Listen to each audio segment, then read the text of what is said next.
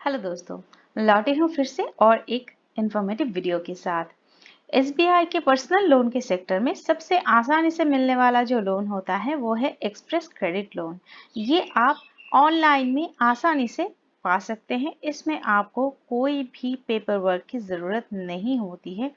Just कुछ ही सेकंडों में ये आप पा सकते हैं और इसका इंटरेस्ट रेट भी और सब कुछ बैंक के मुकाबले एकदम ही लोएस्ट होता है। इसका की फीचर्स भी हम लोग जानेंगे और इसका जो अप्लाई प्रोसेस है वो भी हम डिस्कस कर लेंगे इसी वीडियो में। उससे पहले अगर आपके मन में कुछ क्वेश्चन है कि आप इस लोन के लिए एलिजिबल है या नहीं, वो आपको कैसे पता चलेगा, तो स्क्रीन के दिए गए इस नंबर में आपको एक एसएमएस करना होगा और लिखना होगा PERSONAL पर्सनल और भेज देना होगा 7208933145 में। इसको भेजने के बाद ही आपको एक कॉल बैक रिसीव होगा और वहां पर आपको बताया जाएगा कि आप इस लोन के लिए एलिजिबल है या नहीं है। तो पहले ही चलिए जान लेते हैं इस लोन का फीचर्स क्या है।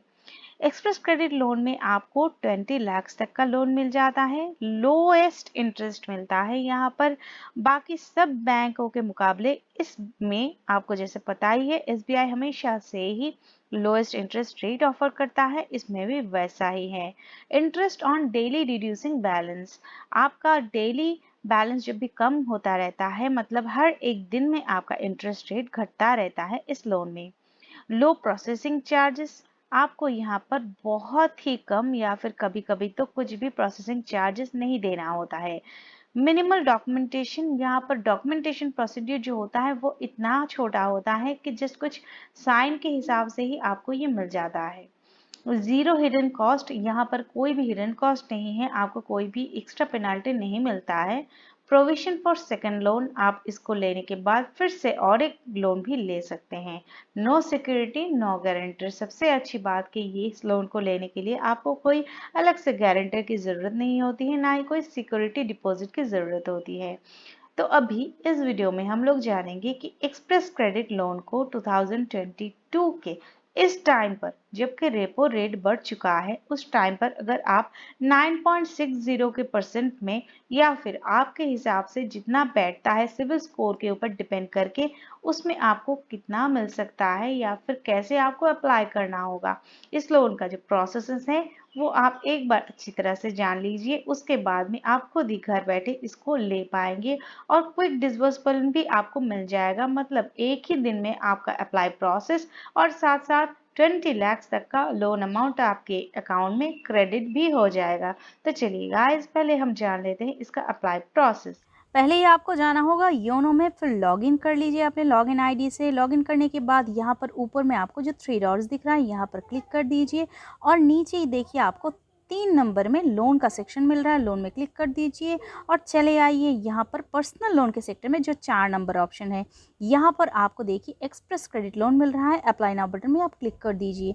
क्लिक करने के बाद ये आपका आएगा पहला जो स्क्रीन है, यहाँ पर आपको नेट मंथली इनकम सिलेक्ट करना होगा। यहाँ पर आप लिख सकते हैं इनकम को। एम्प्लॉयमेंट टाइप आपको रेगुलर या कॉन्ट्रेक्चुअल में सिलेक्ट करना होगा। टाइम इन करेंट और ऑर्गेनाइजेशन, कितने साल और कितने महीने से आप ऑर्गेनाइजेशन में हैं उसको आप यहाँ पर लिख दीजिए। और ऑर्गेनाइजेशन टाइप में यहाँ पर जैसे डिफेंस सिलेक्ट किया हुआ है, आप चाहे तो आपका जो भी ऑर्गेनाइजेशन है जहाँ से आपको सैलरी मिलता है वो आपको यहाँ पर सिलेक्ट करना होगा। और पैरा में मतलब टाइप में आ जाएगा, जो सब कैटेगरी होता है वो टाइप में आ जाएगा, वो नीचे आपको मिल जाएगा।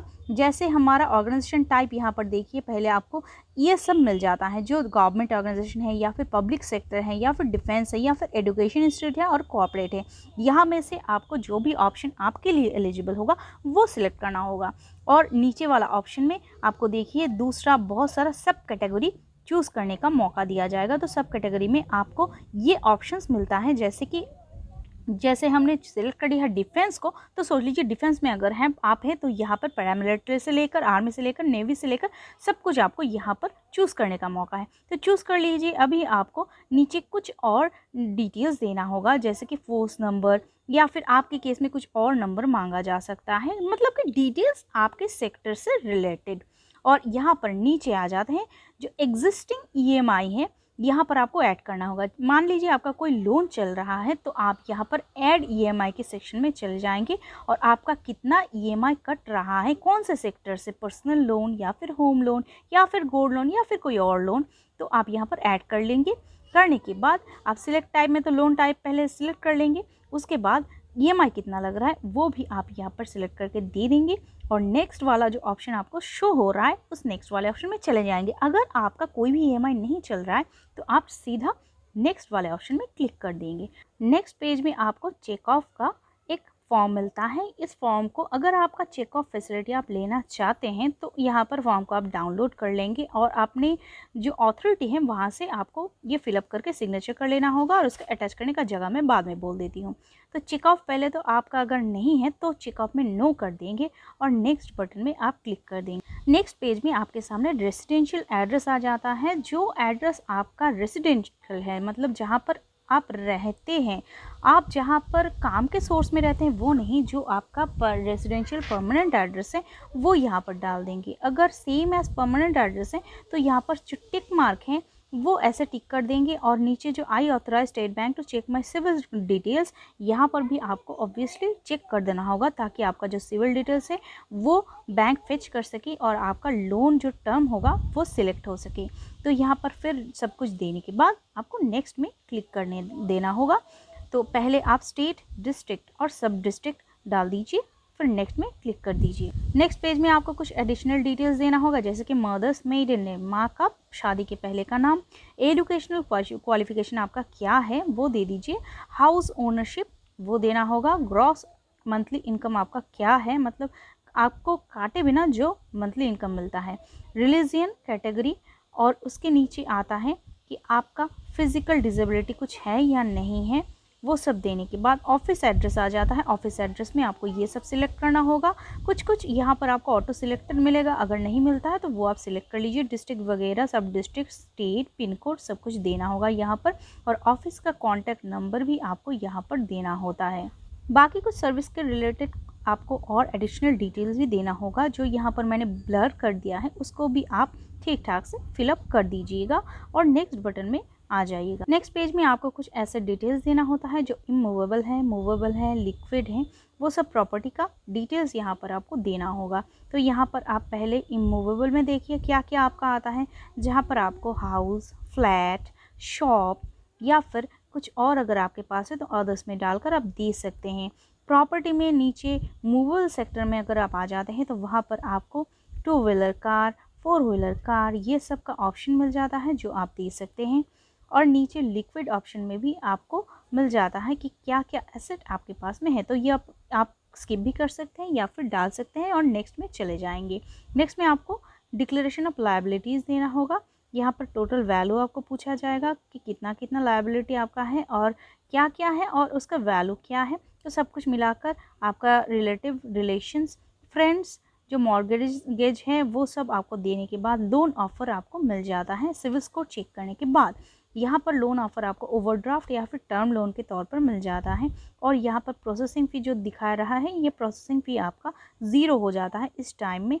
और टर्म लोन अगर आप लेते हैं तो क्या होता है, ओवरड्राफ्ट अगर लेते हैं तो क्या होता है। यहाँ पर आप टर्म लोन या ओवरड्राफ्ट में से किसी एक को क्लिक कर देंगे और नेक्स्ट बटन में चले जाएंगे।